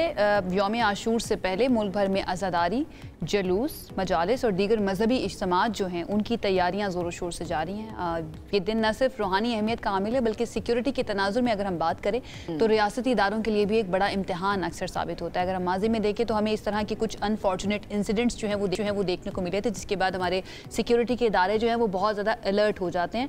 और इसी के पेश नज़र कानून नाफिज करने वाले इदारों और मकामी इंतज़ामिया ने इस साल भी कई इकदाम किए हैं। तो हम कोशिश करेंगे कि मुख्तलिफ शहरों में क्या इंतजाम किए गए हैं, जुलूस के रास्तों के लिए क्या तरतीब बनाई गई है, और इसके साथ साथ क्या वाकई में जो मोबाइल फ़ोन सर्विस जो है वो भी बंद की जाएगी या नहीं की जाएगी, और क्या इंतजाम है, इस पर हमने बात करनी है। हमारे साथ हमारे नुमाइंदगान मौजूद हैं। पेशावर चलते हैं, पहले हमें ज्वाइन करी है मिनाहिल। बताइए कैसे इंतजाम पेशावर में किए गए हैं सिक्योरिटी के हवाले से, और क्या प्लान्स जारी किए गए हैं ट्रैफिक के हवाले से भी? जी, आज 8वीं मुहर्रम उल हराम पर पेशावर शहर में भी मुख्तलिफ मकामात से जो हैं वो छोटे बड़े 16 मुख्तलिफ जलूस जो हैं वो बरामद होंगे। पेशावर शहर में जो मरकज़ी जलूस है वो कुची बाज़ार इमाम बारगाह से दोपहर 3 बजे जो है वो बरामद होगा और अपने मुकर्रर रास्तों से होते हुए उसी इमाम बारगाह पर जो है वो अख्ताम पजीर होगा। इसके अलावा जो मुख्तलिफ जलूस हैं उनके लिए रास्ते मुख्तस किए गए हैं और वो रास्ते जो हैं वो ट्रैफिक के लिए मुकम्मल बंद भी किए गए हैं। इसके अलावा सिक्योरिटी की बात की जाए तो पेशावर शहर में जो जलूसों की गुजरगाहें हैं वहाँ पर मुख्तलिफ मकामात पर 12,000 से ज़ायद सिक्योरिटी एहलकार भी तैनात किए गए हैं। और जलूसों की जो गुजरगाहें हैं वहाँ पर ट्रैफिक की रवानी जो है वो मुकम्मल तौर पर बंद की गई है। रोड भी जो है वो सील किए गए हैं और सिग्नल्स भी जो है वो जुज़वी तौर पर बंद हैं अंदरून शहर के मुख्तलिफ इलाकों में जहाँ आस पास इमाम बारगाहें हैं। इसके अलावा मरकज़ी जलूस जो है वो दोपहर 3 बजे निकलेगा और अपनी इमाम बारगाह पर ही क़याम पज़ीर होगा। इसके अलावा शाम के बाद जो है वो मुख्तलिफ इमाम बारगाहों में मजालिस का भी एहतमाम किया जाएगा जो रात गए तक जारी रहेंगी। राइट, ठीक है मिनाहिल, बड़े अच्छे तरीके से आपने बताया कि मरकज़ी जुलूस कहाँ से निकलेगा, क्या क्या उसके रास्ते होंगे और क्या क्या वहाँ पर तैयारियाँ की गई हैं। आई होप सब अच्छे तरीके से वहाँ पर हो जाए। इस्लामाबाद में क्या सूरत हाल रहेगी, मरकज़ी जुलूस के रास्तों पर क्या इंतजाम किए गए हैं? और समटाइम्स अनम ऐसा भी होता है कि जब मोबाइल फ़ोन सर्विस को मुअत्तल किया जाता है तो कुछ तनकीद भी की जाती है, बट ये बहुत ज़रूरी है स्पेशली पाकिस्तान की सिचुएशन को देखते हुए। तो अगर थोड़ी देर के लिए बंद हो भी जाती है, थोड़ी सी इनकन्वीनियंस हो भी जाती है, तो आई डोंट थिंक कि इसमें कुछ मसला होना चाहिए। फ़रा माजमीन हमें इस्लामाबाद के बारे में ज़रा बताएंगे, उनकी तरफ चलते हैं। फ़रा बताइएगा आप कहाँ पर मौजूद हैं, मरकज़ी जुलूस के इंतजामात के बारे में बताइएगा और सिक्योरिटी के लिए क्या किया जा रहा है इंतज़ामिया की तरफ से। जी बिल्कुल, 8 मुहर्रम उल हराम का जुलूस आज वफाकी दारुल हुकूमत में जामिया अल मुर्तज़ा G94 से बरामद होगा और जुलूस अपने रवायती रास्तों से होता हुआ रात गए जो है वो जामिया अल सादिक पर जाकर जो है वो इख्तिताम पजीर होगा। रूट के रास्ते पर सिक्योरिटी के सख्त इंतजाम किए गए हैं और रास्तों को जो है वो खारदार तारे और मुख्तलिफ हर्डल्स लगाकर जो है वो इस वक्त सील किया गया है। शहरियों से इल्तमास की गई है इंतजामिया की जानिब से कि वो मुतबादिल रास्ते इस्तेमाल करें। मुतबादिल रास्ते के तौर पर श्रीनगर हाईवे, मारगला रोड, जो G9 का जो सर्विस रोड है उसे इस्तेमाल किया जा सकता है। शहरियों को पहले से ही मुतबादिल रास्तों के बारे में आगाह भी किया गया है। जो इंतज़ामिया है वो इस वक्त शहर में सिक्योरिटी को मुमकिन बनाने के लिए तमाम इकदाम उठा चुकी है। इस वक्त शहर में मुहर्रम उल हराम की मुनासबत से शहर में 981 मजमूई तौर पर जुलूस बरामद होंगे जो अपने रवायती रास्तों से होते हुए मरकज़ी जुलूस का हिस्सा बनेंगे। और इस हवाले से जो सिक्योरिटी के इंतजाम किए गए हैं, इस वक्त 16,000 के लगभग जो पुलिस एहलकार हैं वो मुहर्रम उल हराम पर ड्यूटी में पर मौजूद होंगे। साथ ही साथ पुलिस और रेंजर्स की खिदमात भी ली गई हैं। इसके साथ साथ बॉम्ब डिस्पोजल स्क्वाड भी अलर्ट रहेगा। तमाम तर सिक्योरिटी को यकीनी बनाने के लिए शहरियों से भी इल्तमास की गई है कि वो भी जो इंतजामिया की जानिब से हिदायत दी गई हैं उसी को फॉलो करें और जो मुतबादिल रास्ते दिए गए हैं उसी को इस्तेमाल करें ताकि उन्हें किसी भी परेशानी का सामना ना ताकि लोगों को परेशानी का सामना ना करना पड़े। और जो मुतबादिल रास्ते हैं, जो रूट प्लान है वो भी जारी कर दिया गया। फ़रा, बहुत शुक्रिया, आपने रिपोर्ट किया। उमर सिद्दीक भी हमें लाहौर से ज्वाइन करेंगे और कराची से भी हम अपने नुमाइंदों को साथ लेंगे। लेकिन उमर, पहले मैं आपकी जानिब आऊँगी, इस वक्त क्या सूरत हाल है लाहौर में, मरकज़ी जुलूस कहाँ से बरामद होगा, क्या सिक्योरिटी इंतजाम आप देख रहे हैं? आज बिल्कुल मुल्क भर की तरह शहर लाहौर में भी 8 मुहर्रम उल हराम के हवाले से दिन भर जो है वो इमाम बारगाहों में मजालिस का सिलसिला जो है वो जारी रहेगा। मुख्तलिफ मकामात से जो है वो जुलूस बरामद होंगे। अगर आज के दिन के हवाले से बात की जाए तो आज का दिन जो है वो हज़रत अब्बास अलमदार के नाम से जो है वो मंसूब है और आज शहर लाहौर में 86 मकामात से जो है वो जुलूस बरामद होंगे। 416 के करीब इमाम बारगाहों में जो है वो मजालिस का इनेकाद किया जाएगा। इस वक्त भी शहर के मुख्तलिफ इमाम बारगाहों में जो है वो मजालिस का सिलसिला जो है वो जारी है और आज के रोज़ का मरकज़ी जुलूस जो है वो दोपहर के वक्त अंदरून मोरी गेट से जो है वो बरामद होगा और रात के वक्त जाकर जो है वो इनारकली में उसका अख्ताम जो है वो होगा। और अगर सिक्योरिटी के हवाले से बात की जाए तो पंजाब पुलिस की जानिब से 3600 से ज़ायद एहलकार और अफसरान को जो है वो लाहौर में तैनात किया गया है, जो जुलूस के रास्ते में जो है वो तैनात रहेंगे। इमाम बारगाहों के बाहर जो है वो तैनात किए गए हैं। पुलिस का ये कहना है कि जुलूस के रास्ते पर इमाम बारगाहों के बाहर जो है वो जदीद तरीके से भी जो है वो सिक्योरिटी का निज़ाम जो है वो बनाया गया है। जुलूस के रास्ते पर जो है वो ड्रोन की मॉनिटरिंग जो है वो ड्रोन से मॉनिटरिंग की जाएगी। इसके साथ साथ सेफ सिटी के इजाफी कैमरे भी जो हैं वो जुलूस के रास्ते पर जो है वो लगा दिए गए हैं। पंजाब पुलिस की जानिब से जो है वो सूबे भर में 5000 से ज़ायद इजाफी कैमरे जो है वो लगाए गए हैं, जिनकी लाइव स्ट्रीमिंग जो है वो सेफ सिटी का जो हेड ऑफिस है उसके साथ जो है उसे लिंक किया गया और वहाँ से लाइव स्ट्रीमिंग जो है वो ज़िला इंतज़ामिया की जानिब से जो कंट्रोल रूम बनाया गया है इंतज़ामिया के ऑफिस में और होम डिपार्टमेंट के ऑफिस में जो कंट्रोल रूम बनाया गया है उसके साथ भी जो है वो उसे जो है वो मुंसलिक किया गया है। अगर बात की जाए कल के रोज़ के मरकज़ी जुलूस के हवाले से तो 9 मुहर्रम का मरकज़ी जुलूस जो है वो शहर लाहौर से निसार हवेली से जो है वो रात के वक्त बरामद होगा और 10 मुहर्रम को वो करबला गामे शाह पहुँच कर जो है उसका अख्ताम होगा। और आज दिन भर जो है वो मुख्तलिफ इमाम बारगाहों में जो है वो मजालिस का सिलसिला जो है वो जारी रहेगा, जुलूस जो है वो बरामद होते रहेंगे और कल जो है वो मरकज़ी जुलूस जो है वो निसार हवेली से बरामद होगा। राइट, ठीक है उमर, और मुझे बड़ी खुशी हुई ये सुनकर कि टेक्नोलॉजी का इस्तेमाल किया जा रहा है सिक्योरिटी को मजीद मुअस्सर बनाने के लिए। तो उमर सिद्दीक लाहौर के बारे में हमें बता रहे थे। सबसे बड़े शहर पाकिस्तान के कराची चलते हैं और वहाँ पर क्योंकि बहुत बड़ी तादाद में छोटे बड़े जुलूस निकलते हैं तो वहाँ पर इंतजामात भी उसी हिसाब से किए जाते हैं। साजिद आवान हमें बता रहे हैं, उनसे जानेंगे बल्कि कि वो क्या देख रहे हैं, किस तरह के इंतजामात हैं कराची शहर में और मरकज़ी जुलूस जो है उसके लिए क्या तरतीब बनाई गई है। जी साजिद। जी बिल्कुल, 8 मुहर्रम के जुलूस की तैयारियां मुकम्मल कर ली गई हैं, सिक्योरिटी हाई अलर्ट रखी गई है।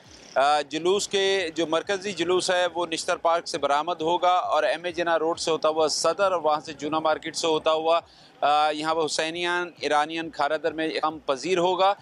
इस जुलूस के रूट में जितने भी लिंक्स रोड हैं वो मुकम्मल तौर पर सील किए गए हैं, कंटेनर्स लगाकर, कई मकामात पर बसेस लगाकर और जो दुकानें हैं और कारोबारी मराकज़ हैं उन्हें भी बाकायदा तौर पर सर्चिंग के बाद सील किया गया है। इसके अलावा पुलिस और रेंजर्स की भारी नफरी जुलूस के रूट्स पर तैनात की गई है।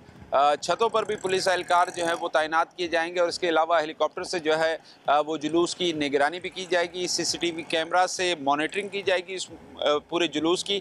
और ये जुलूस जो है वो नमाज ज़ोहर के बाद जो है वो बरामद होगा और उसके बाद एम.ए. जिन्ना रोड से होता हुआ मुख्तलिफ रास्तों से हुसैनियन ईरानियन खारादर में इख्तिताम पजीर होगा।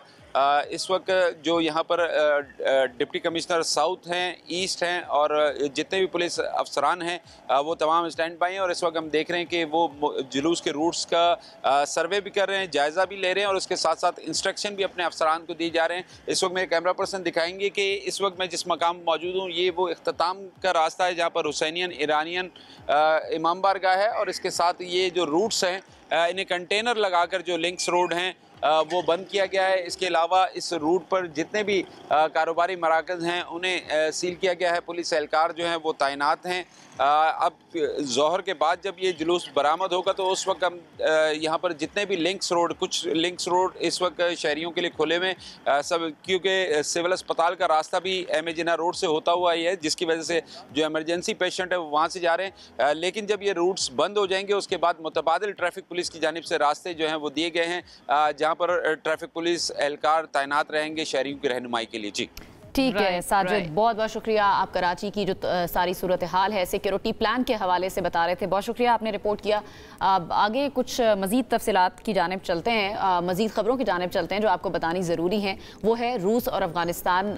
रूस जो है वो अफ़गान तालिबान हुकूमत को तस्लीम करने वाला पहला मुल्क बन गया है। जी हाँ, रूस ने अफ़गानिस्तान के नए सफ़ीर की असनाद कबूल कर ली हैं और इस हवाले से रूसी वज़ारत ख़ारजा ने कहा है कि तालिबान हुकूमत को बाज़ाब्ता तौर पर तस्लीम करने का अमल मुख्तलिफ शोबों में दो तरफा ताउन को फ़रोग देगा। तो बाकायदा तौर पर रशिया जो है वो पहला कंट्री बन गया जो बहुत ही इंटरेस्टिंग है क्योंकि आपको याद है कि सोवियत यूनियन का हिस्सा था अफगानिस्तान जिस वक्त अमेरिका आया और सोवियत यूनियन सुपर पावर हुआ करता था और अमेरिका ने आकर किस तरह से सोवियत यूनियन को तोड़ा। एंड देन जितनी भी ये सेंट्रल एशियन कंट्रीज़ हैं, Uzbekistan, Turkmenistan, Afghanistan, Russia, Belarus, उसमें ये वाली कंट्रीज़ शामिल थी। उसके बाद अब रशिया जो है उसी ने ही अफगानिस्तान की हुकूमत को जो है ना ऑफिशियली तस्लीम कर लिया है। है, लेट्स सी कि आगे जाकर कौन से ममालिक आगे आएंगे और जो तालिबान की हुकूमत है खासतौर पर उनको तस्लीम करते हैं। ये इंटरेस्टिंग था, हमने सोचा आपके साथ शेयर करें। दूसरी एक और इंटरेस्टिंग स्टोरी, और वो अमेरिका आने वालों के लिए है, वो ये है कि नई वार्निंग जारी करते हुए वीज़ा और ग्रीन कार्ड मनसूखी का नया कानून अब नाफिज कर दिया गया। अमेरिका में इमिग्रेशन पॉलिसियों के हवाले से जुलाई 2025 में एक नया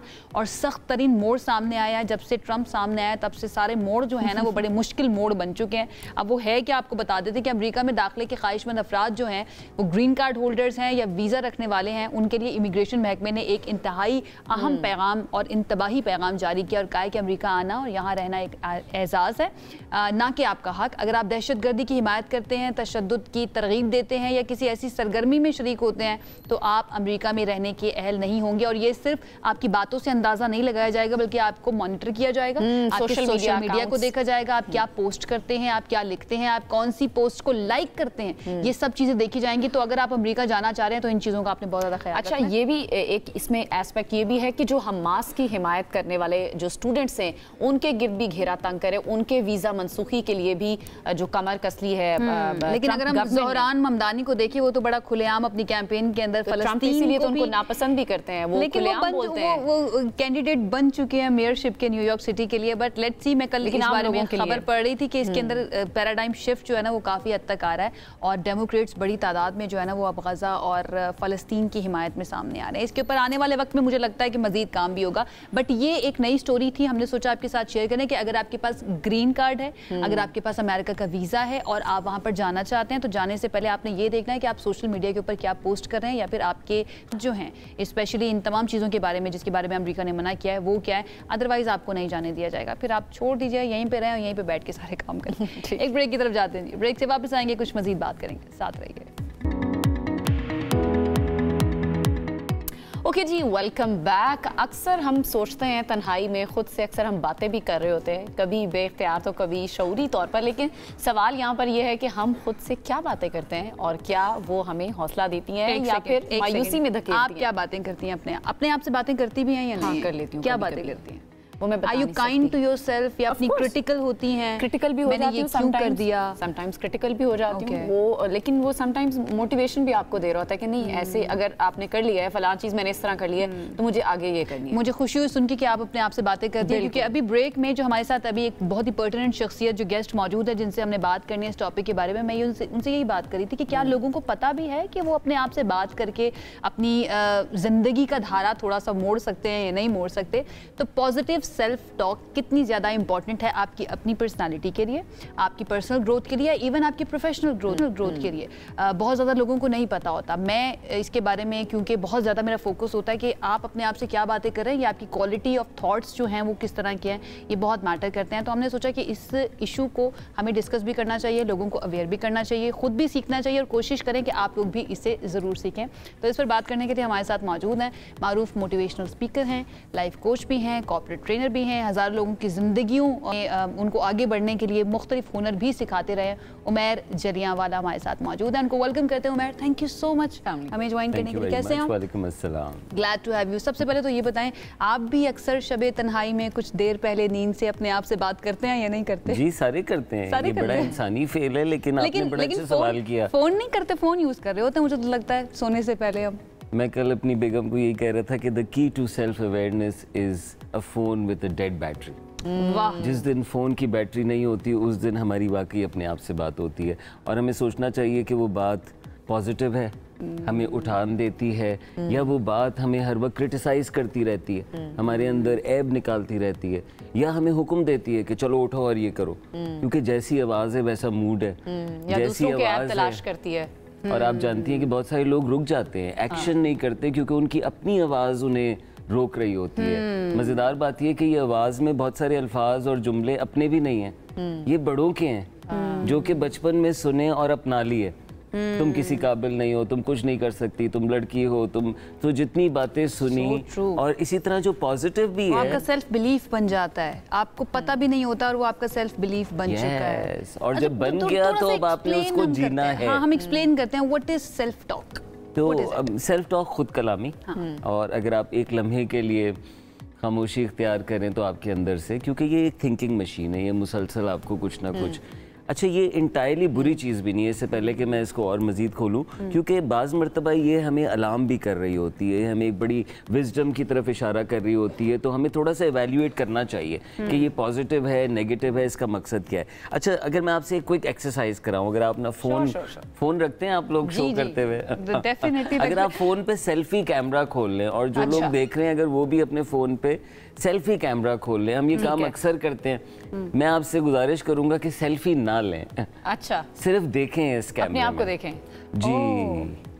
और जरा अब एक लम्हा दें तो क्या अल्फाज आ रहे हैं अपने आप को, आप बताइएगा नहीं मुझे। अच्छा बताना नहीं, आप तो वैसे नहीं बता सकते, आप बहुत फासले में लेकिन जो बातें आ रही हैं ये कहाँ से आ रही हैं और ये मेरा ख्याल है मेरे बारे में, हो सकता है ये किसी और का ख्याल हो जो कि मैंने मान लिया हो अपने बारे में। अच्छा एक तो ये बड़ी अच्छी इब्तिदा है, मिरर, आईना और सेल्फी हम क्योंकि इतनी ज़्यादा लेते हैं तो ये एक अच्छा रिमाइंडर हम आईने के सामने खड़े होकर भी ये एक्सरसाइज कर सकते हैं कि सामने जो शख्स खड़ा हुआ है मैं थोड़ी देर के लिए ये समझ लूं कि ये मैं नहीं हूँ, मेरी शख्सियत नहीं है, कोई और है जिससे शायद मुझे मोहब्बत है या नहीं भी है, तो फिर मैं उससे क्या बात कर रही हूँ एंड देन उसको एनालाइज करूँ। आप ये भी तसव्वुर कर सकती हैं कि जो बार बार आपको आवाज़ आती है ना, ये आपका रूममेट है जिसके साथ आप रोज़ाना जाके सोती हैं। अब देखें एक रूममेट का कितना आपके ऊपर इम्पैक्ट होता है। अगर रूममेट खुश है तो आप खुश होंगी, अगर रूममेट डिप्रेस्ड है सो आपने अपने रूममेट का ख्याल रखना है, उसकी बातें भी सुननी है, उसकी बहुत सारी बातों में दर्द तकलीफ है जिसको आपने हील भी तो करना है ना, तो ज़रूरी नहीं कि वो सिर्फ टॉक्सिक पॉजिटिव हो, लेकिन आपकी मेरी सलाहियत है रीफ्रेम करने की। रीफ्रेम से क्या मुराद है कि उसकी जो बातें हैं उसको आज के हवाले से देखें। जो माजी की बात थी ना, माजी में मैं वाकई छोटा कद था तो मैं बड़ा कमज़ोर महसूस करता था, लेकिन आज मैं ताकत को सिर्फ साइज से तो नहीं नापता, आज मैं बड़ा हो गया हूँ। आज मैं सेल्फ टॉक जो है वो सेल्फ कॉन्फिडेंस को भी रिफ्लेक्ट करती है, आपका सेल्फ कॉन्फिडेंस इससे बूस्ट होता है, राइट? और सेल्फ टॉक अगर फंसी हुई है तो उसको मौजूदा आपका दिमाग, माजी की स्टॉक है ना, आज का दिमाग तो आगे बढ़ गया है, तो इसीलिए अपने आप से बात करके उन ख्यालात को दोबारा प्रोसेस करें, उनको ईमान की राह में प्रोसेस। आप कहते हैं ना कुछ नहीं हो सकता, आप ये भी कह रहे हैं कि वो कुछ नहीं कर सकता। आप कहते हैं आप किसी काबिल नहीं है, आप ये कह रहे हैं कि उसने आपको किसी काबिल नहीं बनाया। इसको जब मैं आपसे ऐसी बातें कर रहा हूँ ना, तो मैं आपके एग्जिस्टिंग यकीन को चैलेंज कर रहा हूँ। अगर वो लिमिटिंग यकीन है तो आपकी लिमिटेड जिंदगी है, अगर वो खुल गया तो इस सारे प्रोसेस के अंदर उमैर जो आपने बात की कि ये बचपन से जो दिमाग में डाले गए होते हैं जिनका हमें खुद भी नहीं पता होता, हमारा सेल्फ बिलीव बन चुका है, इसको अनलर्न हमने कैसे करना है, निकालना कैसे है अपने अंदर से, सो दैट मुझे ऐसा लगता है कि हम अपने आप के साथ काइंड नहीं होते, हम दूसरों से एक्सपेक्ट कर रहे होते हैं कि they should be kind to us और लोगों को अच्छे तरीके के साथ आपके साथ बिहेव करना चाहिए। बट सबसे पहला सवाल मुझे ऐसा लगता है अपने आप से ये पूछना चाहिए, क्या आप खुद अपने आप के साथ काइंड हैं? और बहुत जरूरी है, नहीं तो आप औरों के साथ भी नहीं होंगे रियल काइंड, आप ड्रामा काइंड होंगे। जो अपने आप से मोहब्बत नहीं करता वो दूसरों से भी ड्रामा लगाता है, जो अपना ख्याल नहीं रखते वो फिर औरों को भी कहते हैं देखो मैंने तुम्हारे लिए क्या किया, यानी ख्याल नहीं रखा था, हिसाब रखना। तो हिसाब रखना तो ख्याल रखना नहीं होता। आपने जो बात की उसका पहला जवाब है आगाही। ये कौन है जो आपके बालों को ऐसे कराता है? Oh my God. अच्छा, आपको बैठ के ये भी सोचना है? मैं ये कह दूं और आपकी हिम्मत नहीं होगी अब ये करने की। ये कौन है जो पकड़े? ये आप अपनी सोचे नहीं है, ये आपके दिमाग की सोच है ना, उसको गुजरने दें, उसको रिकग्नाइज करना सीखें। नंबर 2, उसको लेबल करना सीखें। ये मेरे अंदर का क्रिटिक है, ये मेरे अंदर की, उसको कोई नाम दे दें ताकि उसका पावर कम हो जाए। अच्छा, पावर उस चीज का होता है जिसको आप रिकग्नाइज नहीं कर सकते दिमागी तौर पे। जो चीज शऊर में आ जाए ना वो आपकी ताकत में आ जाए। ये होता है ना कि आप सेल्फ टॉक करते करते ओवर थिंकिंग की तरफ ना चले जाएं, वो कहाँ पे फुल स्टॉप लगाना है कि ओवर थिंकिंग का जो प्रोसेस है वो ना शुरू हो जाए? वैसे तो ओवर थिंकिंग हमारी, अगर मैं बहुत एनालाइज करूं तो ज़्यादा एक्सटर्नल चीज़ों के बारे में होती है। अपने बारे में इंट्रोस्पेक्शन बहुत कम होती है और उसको बढ़ाने की ज़रूरत है। So instead of thinking about दायरा इख्तियार से बाहर की चीज़ें, अपने बारे में सोचना कि मैं क्या करती हूँ, मेरी आदतें, हरकतें, मेरा ख्याल एक बहुत मुस्बत अमल है। लेकिन अगर आप सिर्फ यही करती रही हैं और मुसलसल कर रही हैं तो मेरा आपको भरपूर मशवरा ये होगा कि एक्शंस पे किया करें। जब आप अपने आप से कोई बातचीत करें तो आपने अपने आप को पकड़ नहीं लेना, कंपैशनेट होना है। अच्छा तुमसे ये हो गया, जैसे एक दोस्त करती है ना, अच्छा तूने फिर किया ना ये, अब नहीं करना। छोटे बहन भाइयों को कहते हैं, आप अपने फ्रेंड्स को कर रहे होते हैं। अच्छा हमारे साथ एक टाइप कॉलर है, हम कोशिश करेंगे कि उनको भी शामिल कर लेते हैं। अब्दुल हन्नान हमारे साथ मौजूद है। हन्नान बताइएगा, सवाल है आपका या कुछ ऐड करना चाह रहे हैं?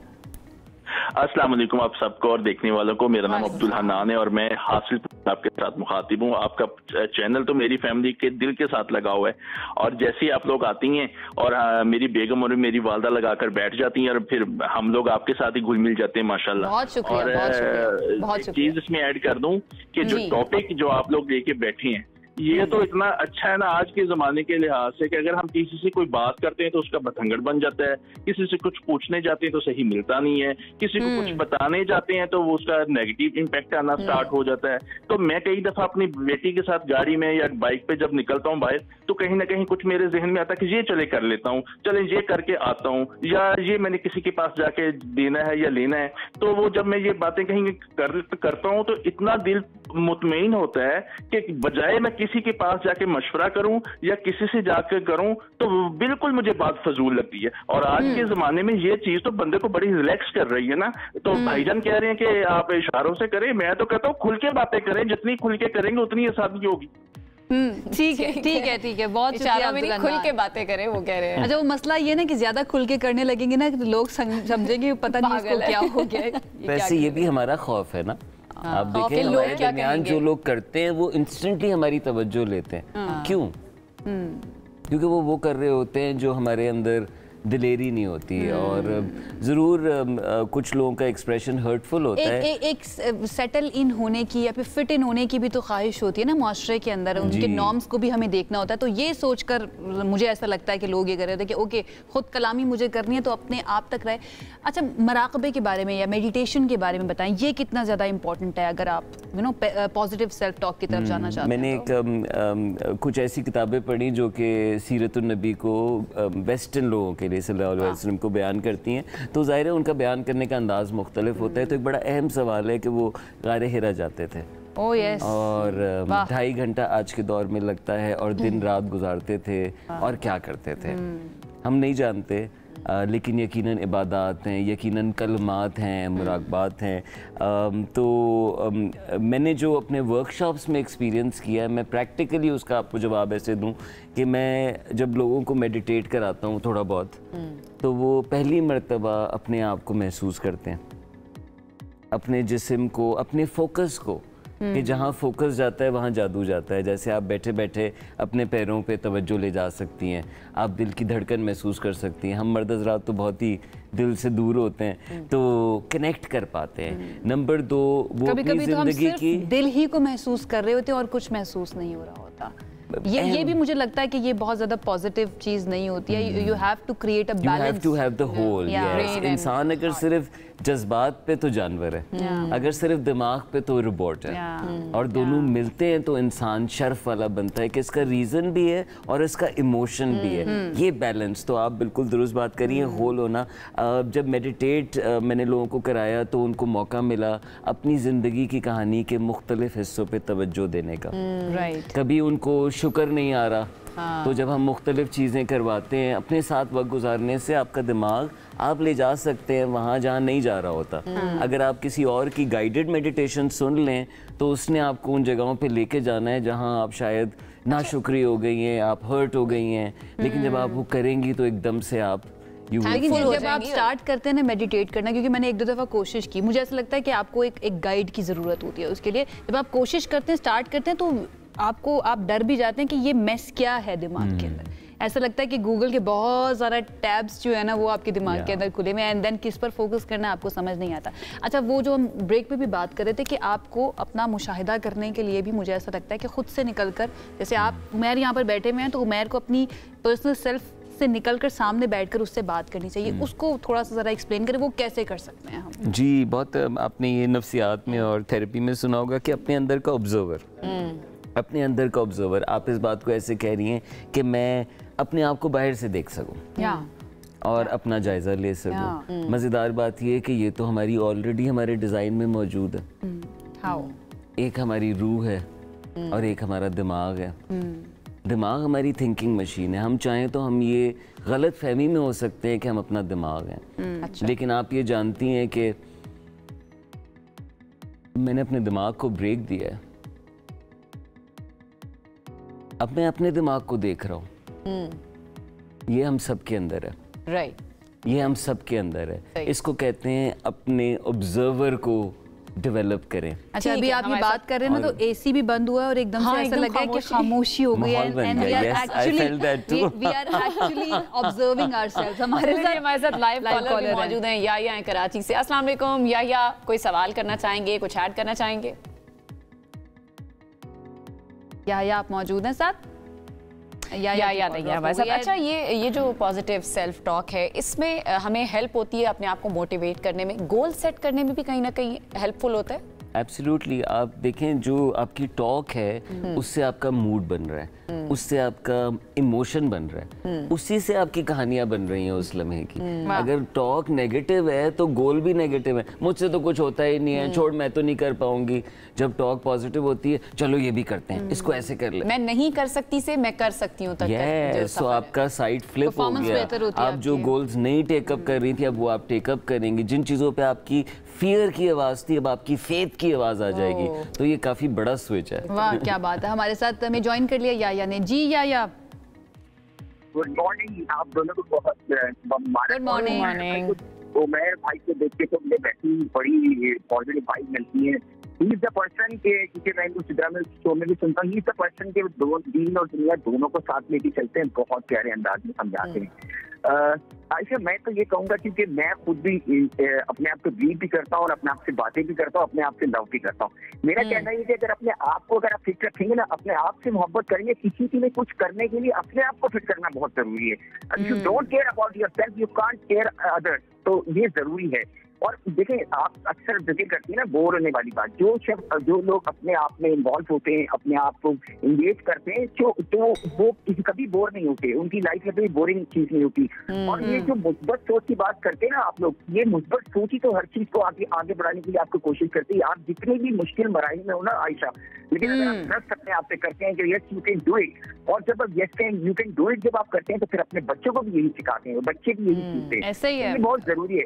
मेरा बच्चों को आप सिखाएं या ना सिखाएं, बच्चे आपको ऑब्जर्व कर रहे होते हैं। और मैं हमेशा ये कहती हूँ कि बच्चे वो नहीं सुनेंगे जो आप कह रहे हैं, बल्कि वो करेंगे जो आप कर रहे हैं। थैंक यू सो मच याया। हमारे साथ एक और कॉलर हमारे साथ जुबैर। जी जुबैर, वेलकम करेंगे आपको। आप क्या ऐड करना चाहेंगे? अस्सलाम वालेकुम जी। मैं तो सुन रहा हूँ बातें, मुझे यूं लग रहा है जैसे ये मेरे दिल की आवाज है, और मुझे यूं लग रहा है जैसे ये वाकई मेरा प्रॉब्लम है। हर पाकिस्तानी का यही प्रॉब्लम है आजकल कि वो गोल सेट करता है, लेकिन बीच में वो गोल जो है डिसॉल्व हो जाते हैं। 5 मिनट के लिए एक एनर्जी फील करता है, फिर वो एनर्जी खत्म हो जाती है। फिर दोबारा आप अपने आप को थका हुआ महसूस करते हैं, अपने आप को आप लगता है कि आप कुछ नहीं कर सकते। लेकिन जब आप अपने आप से बात करते हैं, आप एनर्जेटिक फील करते हैं, बहुत तवानाई फील करते हैं। तो मैं ये पूछना चाहता हूँ कि जब मगरबी माशरे हैं, उनमें ये एनर्जी ज्यादा देर तक कायम रहती है, लोग ज्यादा काम करते हैं, ज्यादा देर तक अपना काम करके अपने फोकस पे जो है उस पे अपने गोल को अचीव करने में कामयाब हो जाते हैं। हमारे यहाँ क्यों ऐसा होता है कि 10 मिनट बाद 15 मिनट बाद हम एग्जॉस्ट हो जाते हैं? बिल्कुल, बहुत अच्छा सवाल है। इसका जवाब हम जल्दी से लेते हैं उमैर से, और उसके बाद हम एक लाइव अपडेट की थोड़ा सा। वैसे हम अपने आप के बारे में बहुत क्रिटिकल हैं। अभी जंग जीते तो समझ आया ना कितने बड़े हम क्रिटिकल हैं। उन्होंने सुनते ही ना जड़ पकड़ लिया कि ये भी एक मसला है। मैंने पाकिस्तानियों के बारे में बहुत ज्यादा देखा, और अब मुझे तकलीफ होती है कि हम बिल्कुल अप्रिशिएट नहीं करते। हमारे लोग बहुत मेहनत करते हैं, घंटों करते हैं, एक्सटर्नल वैलिडेशन चाहिए ना, छोटे गोल हासिल करने के लिए अपनी जिंदगियां लगा देते हैं। और कभी-कभार अपने आप को माफ नहीं कर पाते, कुछ खुद से हो गया या नहीं भी हुआ, खुद को उसमें जबरदस्ती इन्वॉल्व करके हालांकि इतने ईमान वाले हैं, ठीक है, और हर बात पे कहते हैं बिस्मिल्लाहिर्रहमानिर्रहीम। इसका जवाब ये है कि हमारे माशरे में क्रिटिसिज्म ज्यादा है। We have to conclude here, लेकिन आपका आना और आपने जितना भी ऐड किया है, डेफिनेटली मुझे तो बड़ा मजा आया बात करके इस सेगमेंट के थ्रू। आई होप जो देखने वाले हैं उन्होंने भी यकीनन कुछ ना कुछ सीखा होगा। बहुत शुक्रिया प्रोग्राम में आपने हमें ज्वाइन किया। इसके साथ ही हमें बढ़ना एक ब्रेक की तरफ, आप हमारे साथ रहिए। This segment is brought to you by Telenor and Allied Bank Limited. Welcome back. Segment है हमारा मनी मैटर्स। पाकिस्तान की मईशत एक तेज़ रफ्तार तब्दीली के दौर से इस वक्त गुजर रही है, जहां डिजिटल अदायगियों के रुझान में तेज़ी से हम इजाफा देख रहे हैं। इसी मंजर में वज़ीर आज़म शहबाज शरीफ ने गुज़श्ता रोज़ इस्लामाबाद में एक आला सतह इजलास की सदारत की है, और इस इजलास में शुरका को उन्होंने आगाह किया कि स्टेट बैंक ऑफ पाकिस्तान ताजरों के लिए डिजिटल अदायगियों का एक नया और आसान निज़ाम मुतारिफ कराने पर काम शुरू कर रहा है। ये निज़ाम मुल्क भर में ताजरों को कैशलेस लेन देन की तरफ मुंतकिल होने में मदद देगा, जिससे शफाफियत, सहूलत भी होगी, आसानी भी होगी अदायगियाँ करने में। लेकिन सवाल यह है कि क्या ताजिर तैयार हो जाएंगे इस तरह के सिस्टम पर मुंतकिल होने के लिए? क्योंकि अगर आप सिस्टम पर मुंतकिल हो जाते हैं इस तरह के लेन देन के अमल में, तो फिर आप को ट्रेस भी किया जा सकेगा, ट्रैक भी किया जा सकेगा कि आपकी लेन देन जो है ना, ये ट्रांजेक्शंस वो कितनी ज़्यादा हो रही हैं, and then it will be easy कि आपको टैक्स नेट के अंदर लाया जा सके और आपको पकड़ा जा सके अगर आप टैक्स नहीं दे रहे हैं। और ताजिर जो हैं उनके बारे में ये कहा जाता है कि वो कोशिश करते हैं कि उनको ना आना पड़े टैक्स नेट के अंदर। खैर, ये सारा निज़ाम जो है समझने की कोशिश करते हैं, और पाकिस्तान के अंदर किस तरह से इसको लेकर चला जा सकता है या फिर इंप्लीमेंट किया जा सकता है। हमारे साथ फरहान बुखारी साहब माहिर मईशत हैं, आप रोज़ देखते हैं इनको हमारे प्रोग्राम में, उनसे समझने की कोशिश करते हैं। Thank you so much Farhan साहब हमें ज्वाइन करने के लिए। आई होप आप ठीक ठाक होंगे। ये सिस्टम चल सकेगा पाकिस्तान के अंदर? वैसे तो हमें जो नंबर्स आ रहे हैं वो पता चल रहा है कि लोग बड़ी तादाद में आ रहे हैं, लेकिन मुझे लगता है आम यूजर्स ज़्यादा आ रहे हैं, ताजिर कम आ रहे हैं। आपका क्या ख्याल है? बिल आखिर जल्द या बदेर उन्हें आना पड़ेगा। अच्छा, उसकी वजह ये है कि पाकिस्तान में जो अच्छी चीज़ें हुई हैं उनमें एक ये शोबा है। ये मेरे ख्याल में नून लीग की हुकूमत थी किसी ज़माने में, जब ये ऐलान हुआ था कि क्रेडिट कार्ड और डेबिट कार्ड्स पे जो आप पेमेंट करेंगे उस पे GST 5% होगा, अगर आप कैश में करेंगे तो 15% होगा। नतीजतन लोगों ने बहुत ज़्यादा उस तरफ, रेस्टोरेंट्स में हम ये देखते हैं, रेस्टोरेंट्स में हैं और जगहों पे है। ये वो मुल्क है जहाँ पे आज से 20-25 साल पहले अगर आप जाके किसी रेस्टोरेंट में अपना कार्ड देने की कोशिश करते थे तो वो अमूमन ये कहते थे कि नहीं जी नहीं, हम नहीं कर सकते, हमारे पास मशीन नहीं है। आज वो मशीनें हमारे पास इन रेस्टोरेंट्स में मौजूद हैं। लेकिन और दिलचस्प बात और अहम बात यह है कि मुझे ज़ाती तौर पे बड़ी खुशी होती है जब मैं देहातों पे जाता हूँ और किसी छोटे मोटे काम के लिए या किसी और चीज़ के लिए अगर पेमेंट करनी हो, तो वो जो किसी कस्बे में कोई आदमी बैठा वो पढ़ा लिखा नहीं है ज़्यादा, लेकिन वो इजी पैसा या जायज़ कैश दोनों का उसे बिल्कुल पता है, ऐसे ही है। और उसके अकाउंट्स भी बने हुए। तो आप अगर उससे पूछें कि जी इतने पैसे हैं फ़लाँ चीज़ के लिए, तो मैं आपको इजी पैसा भिजवा दूँ, हाँ जी बिल्कुल भिजवा। ये राइड्स में भी हम अक्सर देखते हैं, राइड लेके आते हैं तो उनको इजी पैसा ट्रांसफर हो रहा है। अगर हम दूसरे ममालिक की तरफ देखें, हम इंडिया की तरफ देख लें, हम US, यूरोप की तरफ देख लें, वहाँ पर हमें अब नज़र आ रहा है कि उनकी इकोनॉमी कैशलेस होती जा रही है। पाकिस्तान के अंदर ये ट्रेंड स्लो है, लेकिन फिर भी हमें नज़र आ रहा है कि हम उस तरफ जा रहे हैं। आपको क्या लगता है कि ये हेल्प करेगा, स्पेशली जब हम टैक्स कलेक्शन की बात करते हैं कि बहुत बड़ा तबका ऐसा है जो टैक्स नेट के अंदर आना नहीं चाहता, तो कैशलेस इकोनॉमी की तरफ जाना इस चीज़ में हेल्प करेगा पाकिस्तान को कि हमारा जो एक डेफिसिट है टैक्स कलेक्शन का वो कम हो सके?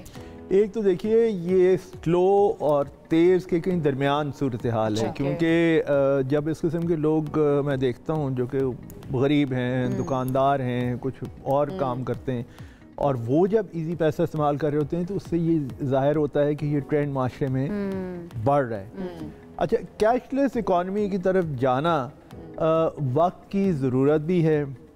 कई इलाकों में लोग कहते हैं कि जी सिक्योरिटी के पॉइंट ऑफ व्यू से, जैसे देहातों में अगर आप चले जाएं, छोटे शहरों में चले जाएं, आड़तें होती हैं और आड़ती हजरात जो हैं वो ज़्यादातर कैश बल्क में रख रहे होते हैं, लेकिन वहाँ पे जो आने वाले जो लोग उनके साथ डील करते हैं उनकी कोशिश ये होती है कि वो कैश के बजाय अपनी पेमेंट्स डिजिटल तरीके से करें, क्योंकि कैश उठा के चलना हर खतरा भी तो है ना साथ साथ। जी बिल्कुल, हर एक की हिम्मत की बात नहीं है, तो इसलिए एक तरह से ट्रेंड बढ़ रहा है। और जो आप शिकायत करती हैं कि हमारी कोई रोज़ की डिस्कशन ज़रा डिप्रेसिंग होती है, तो मैंने सोचा कि आज का टॉपिक ये होना चाहिए वीकेंड से पहले, क्योंकि ये एक अच्छा ट्रेंड है।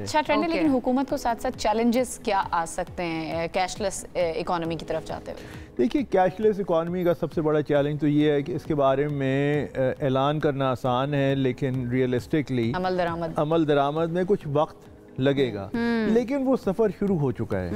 ये इस तरह है कि ये एक सड़क है, उस पर हम जा रहे हैं, हम चल पड़े उस सड़क पे, अब वो दूसरे पॉइंट पे लेकिन हमें अब देखिए ना, ये एक मिसाल के तौर पर भी इसलिए लिया जा सकता है कि जब आप आसानी करते हैं किसी निज़ाम के अंदर, तो लोग खुद ब खुद उसकी तरफ माइल होना शुरू हो जाते हैं। आप जैसे जिनका आप नाम ले रहे हैं, डिजिटल अदायगियों की सिस्टम जो है, वैसे हमारी कोशिश होती है किसी ब्रांड का हम नाम ना ले, लेकिन फरहान साहब ने ले लिया तो हम कोशिश करेंगे दोबारा से उसका नाम ना ले। तो आसानी पैदा करना, इसी तरह से अब जब लोग टैक्स रिटर्न्स फाइल करेंगे उस पर लोग बात करते हैं कि भाई वो सिस्टम इतना मुश्किल है कि अगर कोई एक्सपर्ट भी है तो उसको किसी को हायर करना पड़ता है अपने रिटर्न्स फाइल करने के लिए। आसानी पैदा करना कितना ज़रूरी है? आसानी पैदा करना बहुत ज़्यादा ज़रूरी है, क्योंकि इस वक्त टैक्स रिटर्न्स, मैं तो ख़ुद अपनी टैक्स रिटर्न्स पे चकरा जाता हूँ, और मेरे एक अकाउंट्स के जो साहब हैं वो कई साल से मेरी मदद कर रहे हैं, बहुत रिलायबल हैं और बहुत ऑनेस्ट हैं, तो मैं इसलिए उनके साथ बहुत खुश हूँ। लेकिन अगर मैं इंडिपेंडेंटली बैठ के और उस मरहले से गुजरूँ कि हर साल ये इनकम टैक्स रिटर्न फाइल करने के मरहले से, तो वो आसान नहीं होगा। मतलब ये है कि उसको कॉम्प्लिकेट कर दिया गया है, और इसलिए टैक्स रिटर्न्स को सिंप्लीफाई करना इसलिए भी ज़रूरी है, जबकि आप नए लोगों की तरफ के पीछे भाग रहे हैं और उन्हें जो टैक्स एवेडर्स हैं उन्हें आप टैक्स के सिस्टम में लाने की कोशिश कर रहे हैं, तो फिर इसे सिंप्लीफाई तो करना चाहिए। इसे सिस्टम को एक्सपैंड करने की, इसके साथ साथ सिंप्लीफाई करने के साथ एक्सपैंड करने की इस वक्त आपको कितनी ज़रूरत लग रही है, या जितना है अभी उसको इम्प्लीमेंट करा लें वही बहुत है हुकूमत के लिए? देखिए, टैक्स कोई शख्स किसी मुल्क में भी अपनी खुशी से नहीं देता, और पाकिस्तान में तारीख़ी एतबार से ये एक मसला रहा है, चैलेंज रहा है। आज भी हमारी पॉपुलेशन का जो प्रोपोर्शन है टैक्स पेयर्स का, वो एक बड़ा कम है, और हुकूमत ये कहती है कि हम इस सिस्टम को इस साल, ये जो नया फाइनेंशियल ईयर शुरू हुआ है, इसमें एक ज़ोरदार तरीके से एक्सपैंड करेंगे। लेकिन कोई प्लान तो नहीं दिया ना, कैसे करेंगे?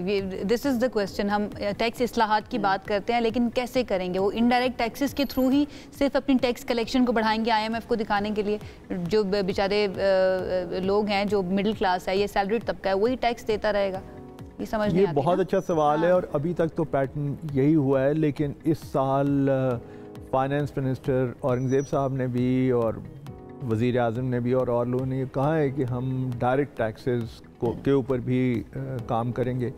अब दिलचस्प बात ये है कि जो एक्सपेंडिचर पैटर्न, उसका सिस्टम मौजूद है। मतलब ये कि लोग जब बड़े बड़े एक्सपेंसेस करते हैं, मसलन ओवरसीज टूर्स और मुल्क के अंदर भी, तो वो ये हुकूमत को मालूम होता है कि सिस्टम है कि हुकूमत को मालूम होता है कहाँ पे बहुत बड़ी रकम खर्च हो रही है।